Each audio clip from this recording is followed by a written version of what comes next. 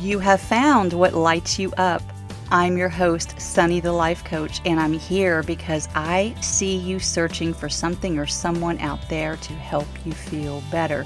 Something to take away the pain that you're feeling, the inadequacies. I know all of the things that happen in life can leave you feeling empty. Your search is over.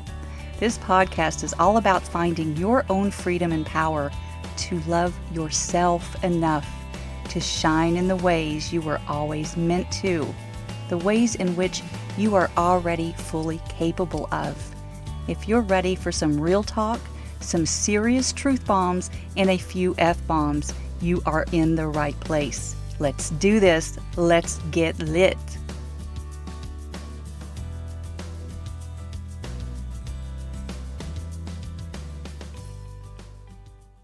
Hey there, and welcome to episode 32. How are your nerves today? It will be Thursday, November 5th, when this episode is released. And at the time that I'm recording this, we don't know the outcome of the U.S. elections.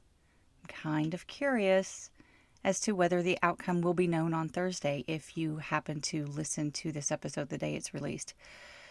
Yes, I'm going to touch on the elections just a bit today, quite honestly, because so many of you are stressed the fuck out over it. So if you're in that place of, I don't want to hear about politics, feel free to move on. But before you go, please hear this part. Avoiding your thoughts and feelings about things that truly do impact your quality of life is not the answer. Avoidance is not going to help you to feel better about the things going on in the world. It's just going to build up, and you'll pay for that later with your mental or even physical well-being, because it's all connected, my friends. Okay, now that I have the formalities out of the way, I just want to assure you that I'm not going to get too deep into politics. I'm simply going to use some examples and honestly share my observations of human behavior around all of this, much like I've already done around the global pandemic and racial injustice. This year of 2020 is giving us so many insights if we're willing to see them. I've had a couple of conversations with my now 12-year-old son over the past couple of days that I've just found it so interesting. First, we were driving to an appointment on Monday, and he mentioned that the election was tomorrow. And I said yes, but we may not know the final results tomorrow. I already had a feeling, and I told him it could take a while. But at least we'll finally get a break from all of the campaign ads. One more day of that. That's what I said. And it's what he said next that really struck me. He said, I just don't get how they can lie like that.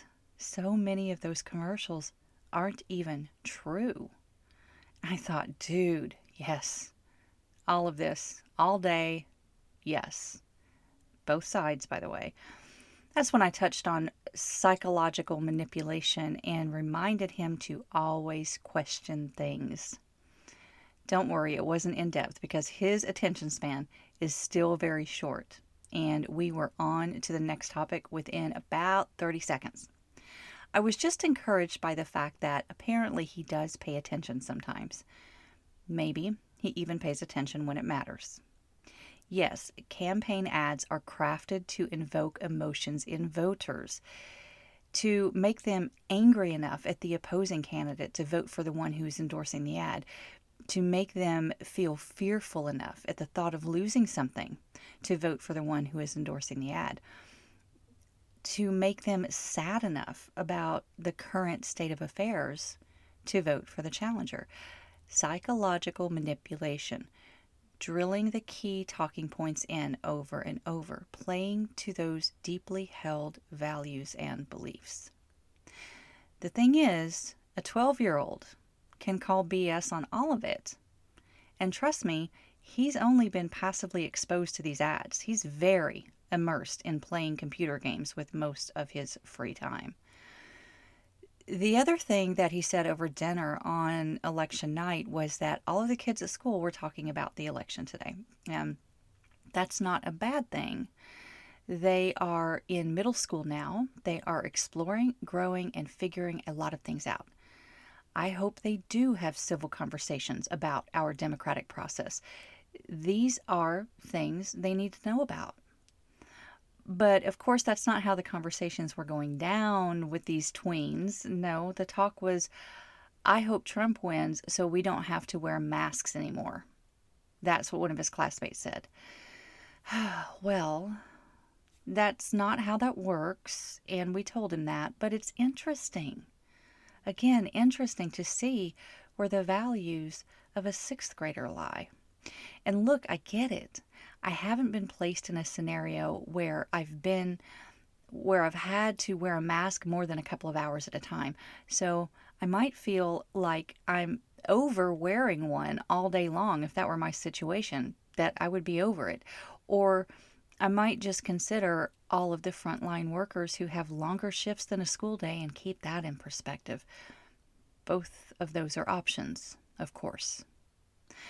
But I don't really know yet how I would behave because I haven't been faced with that. Anyway, what I got out of both of those conversations is that the boy is willing to come to his own conclusions. He's willing to call out a lie when he sees it, and he's willing to question things. All of these are not only the parts of his character that I love to see him growing into, but this is also your weekly reminder that you could be doing the same thing with a lot of those thoughts that are swimming around in your head. Right now, our collective focus is on the election. But I've seen this play out with the pandemic this year, too. People are losing their minds over what might happen. It hasn't happened yet, but they play out the worst case scenario over and over, imagining the catastrophe. And we don't stop with something like election results. That's not going to do it for us. We start imagining all of the things that will follow. These rights will be stripped from this group of people. There will be riots in the streets. I suppose it's a testament to what we've been through this year so far, that some major cities boarded up the windows of businesses in downtown areas in anticipation of riots. This is what I find fascinating when I look at the bigger picture and I see our behavior as a society trickling down to influence individuals. Because when we see businesses being boarded up on news or social media, those images cause us to have thoughts like, oh, this is going to be bad. We may have thoughts about what groups will riot and assign premature blame to them before anything has even happened. And all of the negative emotions come flooding in: helplessness, hopelessness, despair. I get it. I am not immune to having feelings just because I understand how to coach myself through them. This is all part of the human experience. We are certainly being challenged through this entire year and likely beyond. Just remember, no challenge, no change. We still have the choice in every day and in every moment to obsess about what might happen, what could happen, to play out the worst case scenarios in a never-ending loop, or to take a deep breath and come back to the here and now. I made that choice on election night. I only stayed up maybe 20 to 30 minutes later than normal, and I switched from watching votes roll in real time to watching a comedy and then reading for a bit. I took a deep breath, settled in. This is what it is right now, in this moment. It's like anything else that we have been presented with this year. None of it is solvable within a few hours, days, or weeks. And while the phrase new normal has been used quite a bit, it's not a bad way to think about where we are.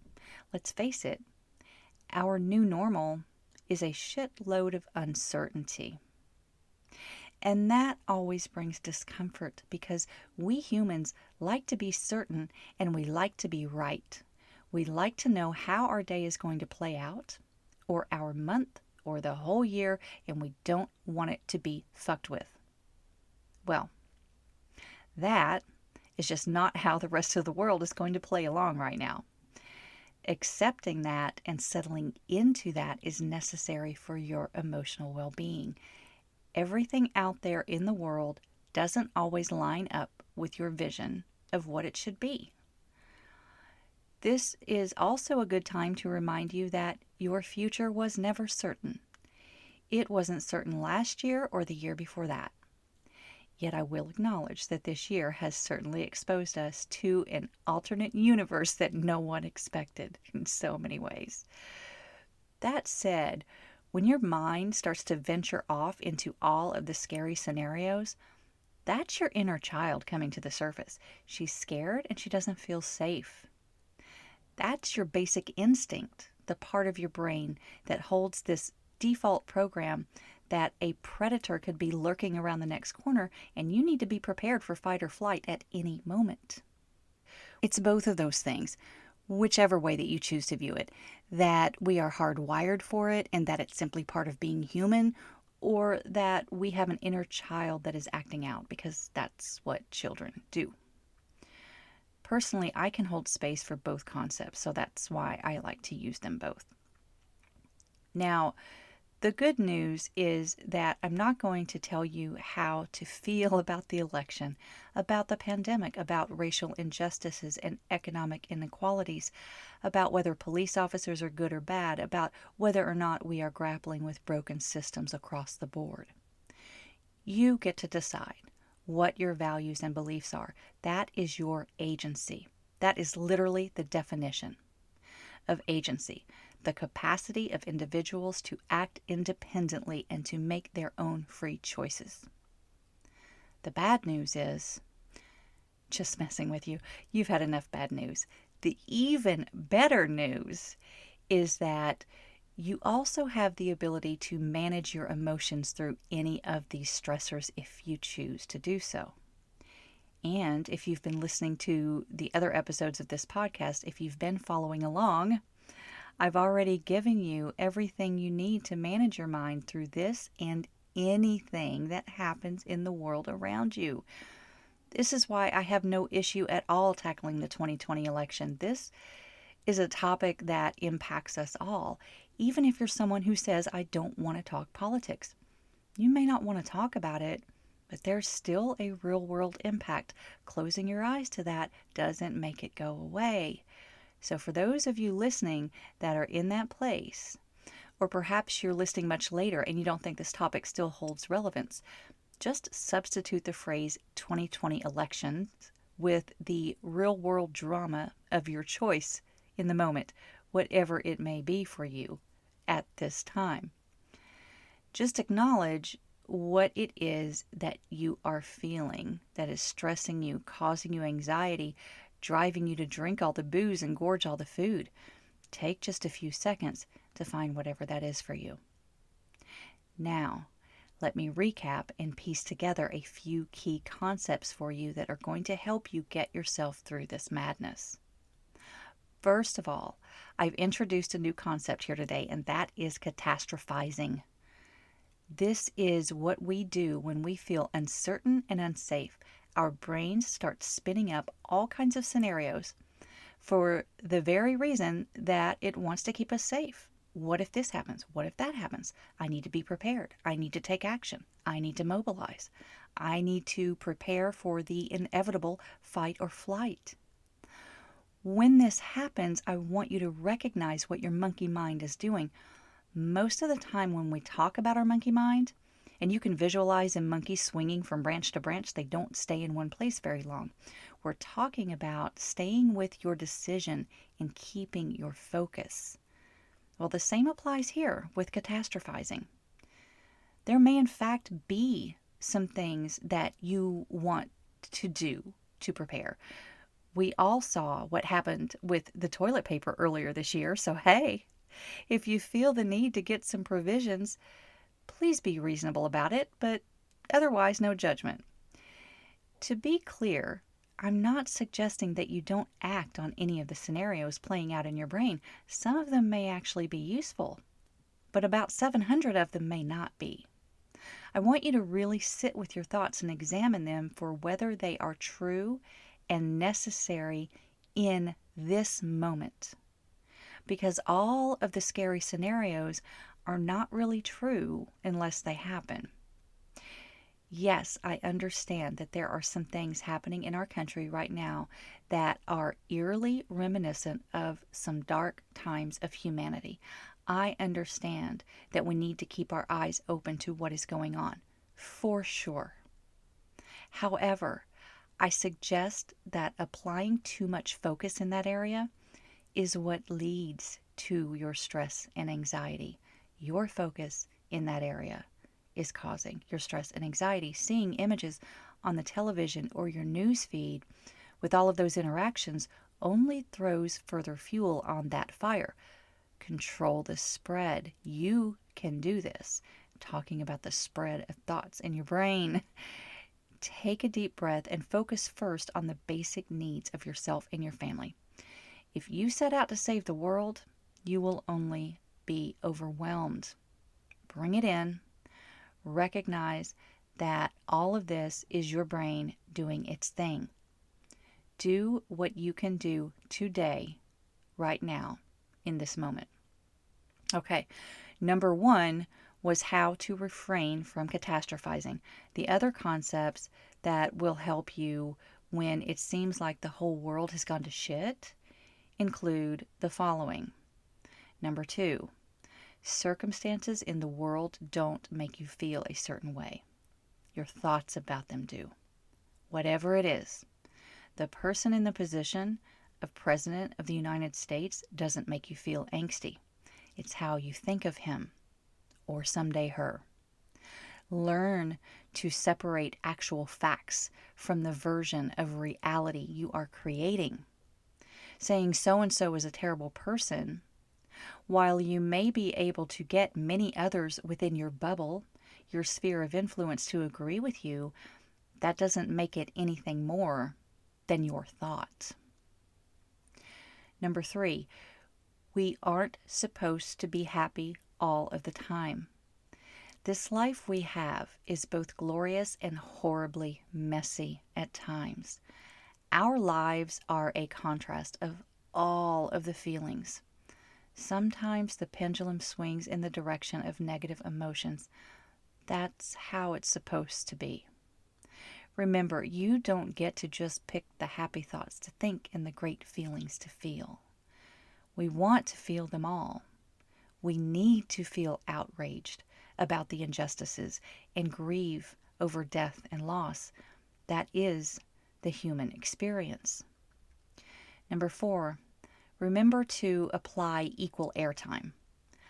I don't suggest that you pretend bad shit isn't going down when it is.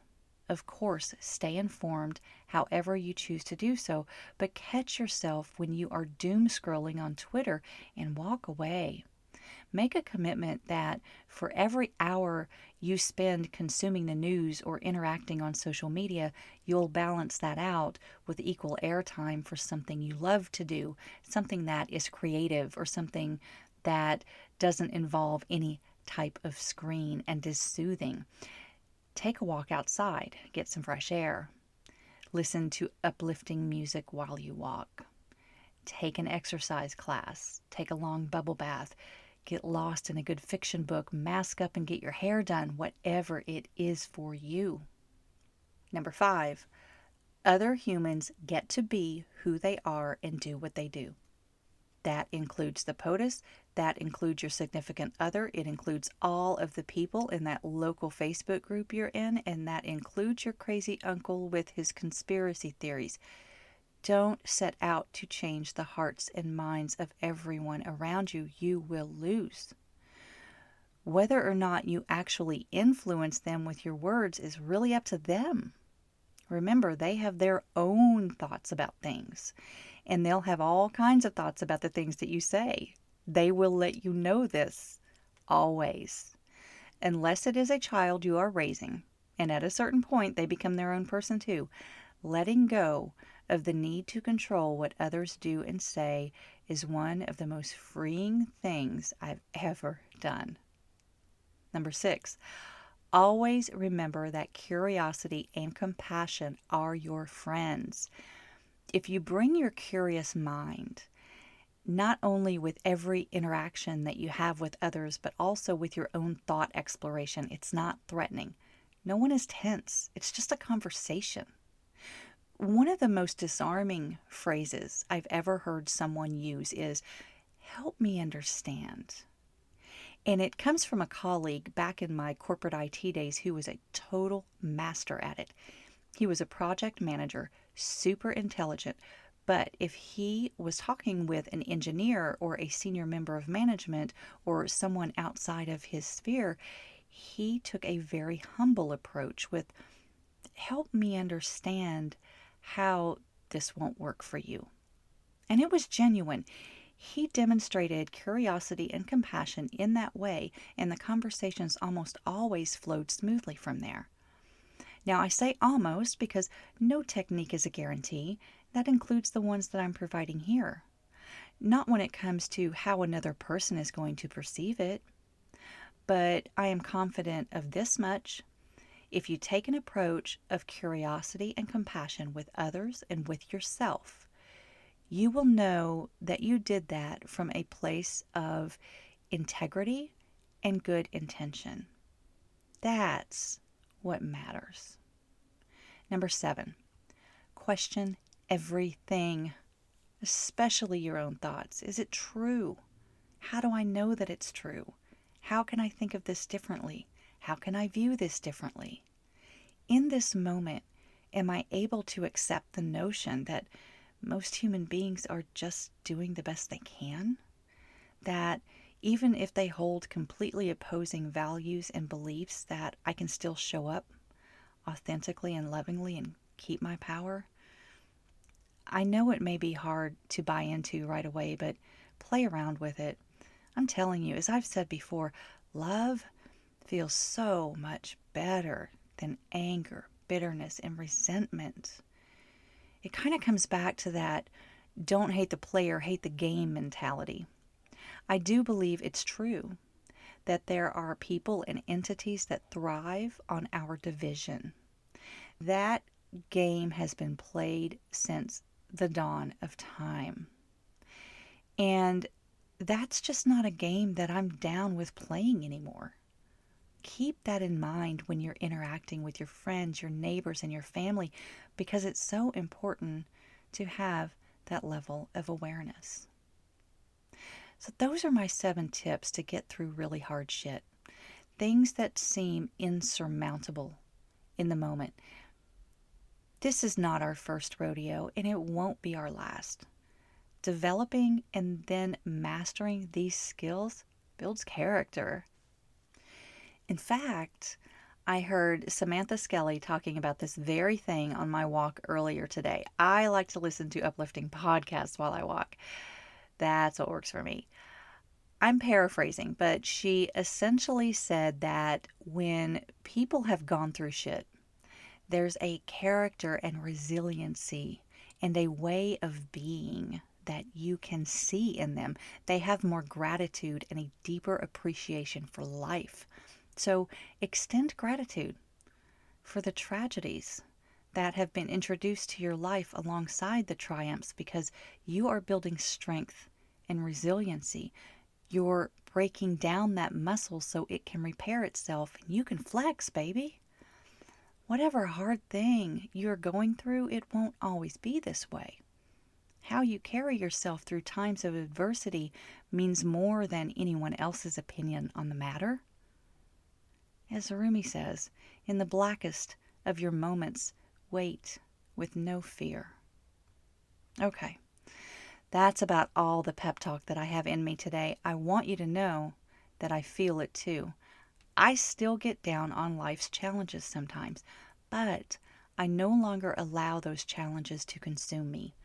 Instead, I truly do look at them differently.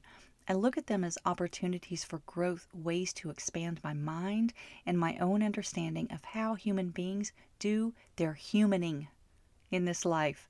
I find it fascinating. Whatever you may be feeling about this election, we are all on edge to some degree. Whatever may happen in the coming days, weeks, months, I want you to have ways to manage yourself through it all. So if you're feeling some kind of way about the election, other events of this year, what's going on in your life, I'm here for you. I would love to have a conversation with you. Sign up through my website for a complimentary 1-hour session. I promise it will change you. Visit my website at sunnythelifecoach.com. Click Let's Do This, and you'll receive a direct link to my calendar to schedule some time with me. What are you waiting for? Life will continue to happen. How are you going to show up for it? I can't wait to see you light up and shine on.